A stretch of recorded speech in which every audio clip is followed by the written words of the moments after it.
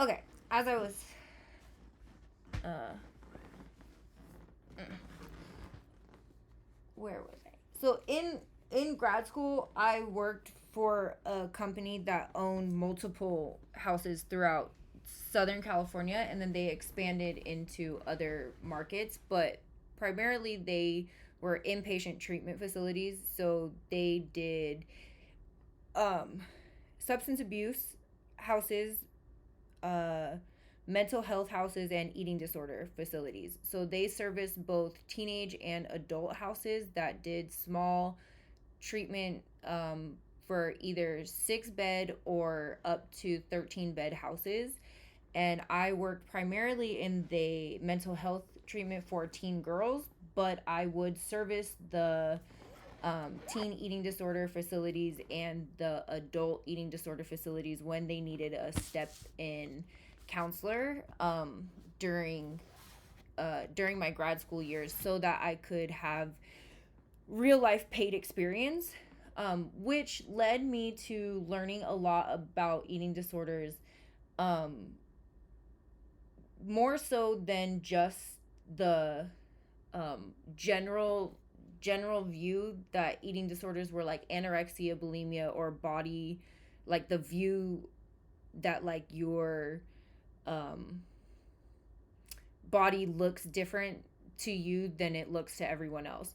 So a lot of people in this country eat or have an eating disorder that goes unnoticed because we have to eat 3 times a day. So uh, unlike substance abuse problems where it's like if you are doing heroin and no one else is doing heroin, then it's very obvious that you have a substance abuse problem. Or if you're punching your spouse and no one else is punching their spouse, then it's like, okay, you clearly have an anger issue that you need to go get treatment for. Or if you're depressed or something and no one else is. Eating disorders are widely unnoticed in the general population because everyone has to eat. And um, a lot of times we don't talk about eating disorders because people eat when they're bored, people eat when they're happy, people eat emotionally, people eat when they are eating for entertainment, people are eating for uh um like people eat when they're stressed, people eat when they are uh trying to get control over their life and they have no other control, so they're eating as a mechanism to gain control in areas where they don't have control of other things. So a lot of the times you'll hear people, like you'll hear one of your friends or a family member or somebody say, I don't eat XYZ. And most of the time it'll be like a vegetable or fruit or some type of food that they're not allergic to or is not bad for them, or that they stopped eating at some point in time and have never once tried to eat again. And I I use this analogy a lot when I talk to people about experiences in life, and it's the concept of pork.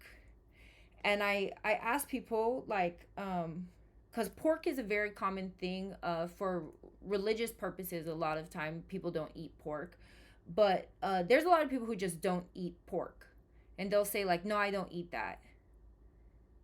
And I'll be like, yeah, but have you ever tried? Or they'll say like, I don't eat fish.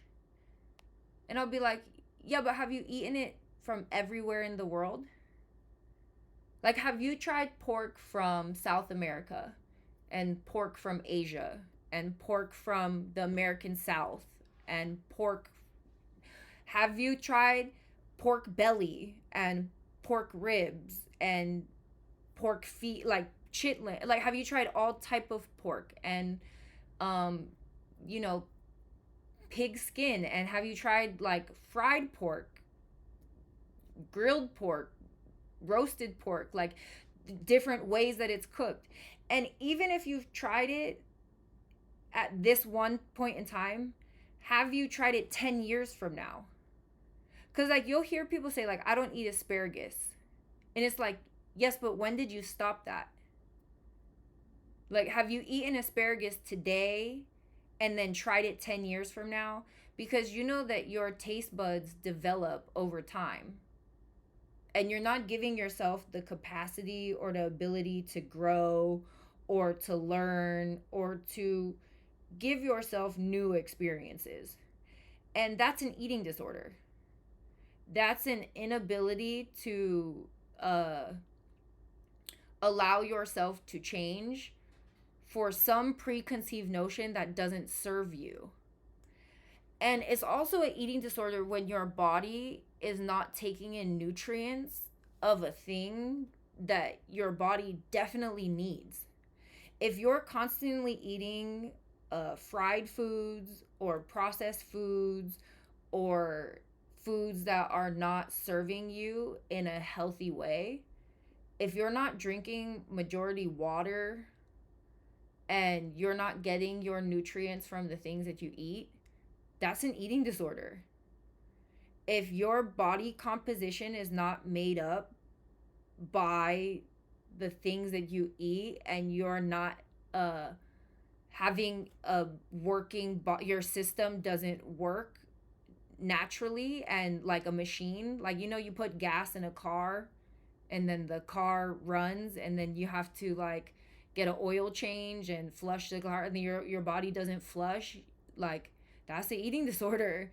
you're you're not supposed to, as a human being, uh male or female or non-binary, be certain weight or put on certain amount of uh body fat or things based on the things that you're taking in for health purposes, because that's an eating disorder. You're supposed to take in nutrients and from the things that you're eating, and your brain is supposed to stop you at some point because uh you're supposed to, as a evolutionary creature, have the capacity of understanding what's good or bad for your survival.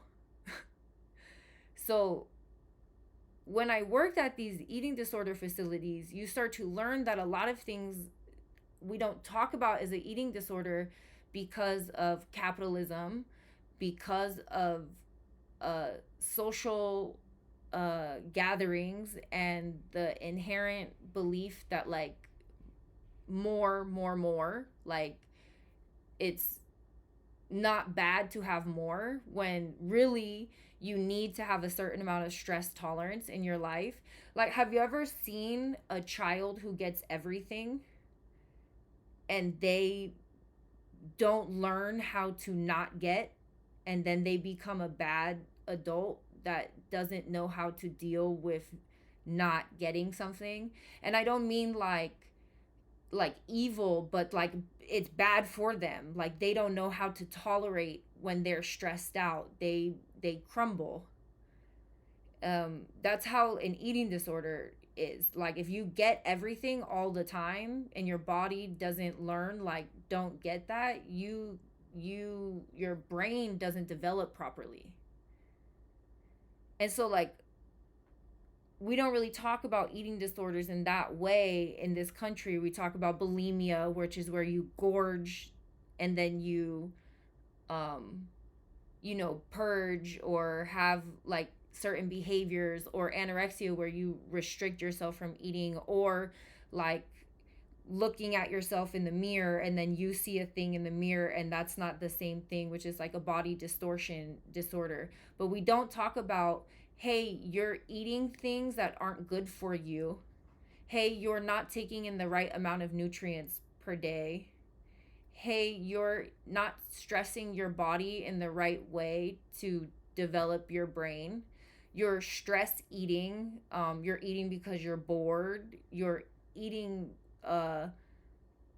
like you have an eating disorder. Like I I have people in my life who will say that they don't drink water. Like, yeah, I don't really drink that much water. They're like, wait, what? That's definitely an eating disorder. So a lot of things in life are eating disorders, and the way in which people operate and treat their body is a lot of the way that they treat the rest of their life.